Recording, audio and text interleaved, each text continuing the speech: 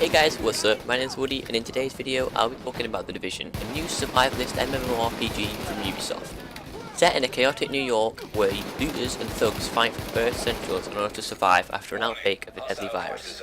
You, an agent, part of a group called The Division, have to do whatever it takes to restore order to the city.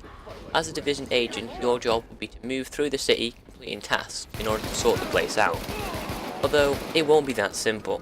There are going to be some bad guys along the way, and some of those bad guys are rioters, basically civilians who are interested in keeping themselves alive by robbing and killing others using basic weapons like pistols and baseball bats. Cleaners, these pyromaniacs who use flamethrowers and machine guns to burn the virus and kill anyone who stands in their way whilst doing so. Rikers, similar to rioters, only these guys have done time behind bars and want to get back at those who have put them there in the first place. Finally, the Last Man Battalion, a cult of mercenaries who want to use heavy force to control the city. Variations of enemies sounds very interesting and fitting for the game. There are only these that have been announced currently, or could they add more baddies in the future? I'll come back to this later. While you're progressing through the game's story, you'll also be progressing your character. You'll be rewarded with experience through completion of quests and killing bad guys along the way. Your experience will allow you to upgrade abilities and perks, giving you that edge in combat. So I mentioned that this game is a massively multiplayer online game. In The Division, you'll be able to play with friends and have them simply join your party on the fly. I think this drop-in, drop-out feature is going to work really well. From playing the open beta, it seems to me that playing with your friends will be smooth, easy and quick, as there won't be many loading screens and things seem to be done pretty much in real time.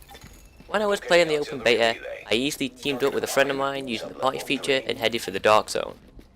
So you're going to ask, what is the Dark Zone? Well, the Dark Zone is an area of the map hit hardest by the virus.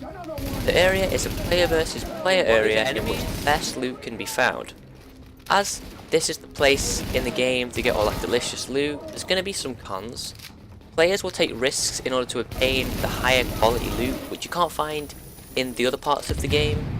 They'll fight dangerous enemies and fend from other agents trying to reap the rewards for themselves by going rogue. The deeper you dive into the Dark Zone, the harder and more threatening those enemies will become. With great risk comes great reward. I found the Dark Zone was the most interesting part of the open beta, as there were only 2 missions available. Once I completed them, I just couldn't wait to jump straight into the Dark Zone and fight some other players. There's some problems with the current rogue system. You turn rogue by attacking other human players, and you yourself are then marked with a red skull for a duration depending on how much damage you have dealt. Once rogue, players can freely kill you without themselves being penalised. Yes, this may sound all fine and dandy, however I found when I was playing that it was all too easy to accidentally shoot a member of your party or another player whilst fighting AI or rogue players. The problem here is that you will then become rogue, which means you become a great threat to other players, at which they will want to turn around and shoot you. While rogue, you have a timer which will count down to 0, and once it is finished counting down, you will leave the rogue status. So if you do accidentally shoot someone, then it's not going to be a problem because you're not going to be rogue forever. Wrong. When in combat, the rogue timer will stop counting down. You can be in combat wherever there is shooting. This means losing the rogue status is extremely difficult, and you will most likely be killed before the timer reaches 0, resulting in you losing a bunch of experience points and also any loot you have obtained. The system definitely needs to be looked over and tweaked, as accidents do happen.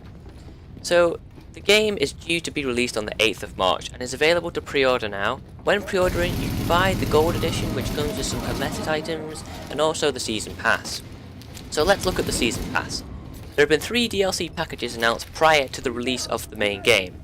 The first one is Underground. The first expansion, called Underground, lets a squad of 4 players explore new territory in the post-epidemic New York underworld. Straight away I'm wondering, is there a chance for new enemies to be brought into the game, a different faction, keep things spiced up and fresh, maybe some sort of underworld dwellers with some different weapons and fighting styles to the current factions already in the game? The second, Survival.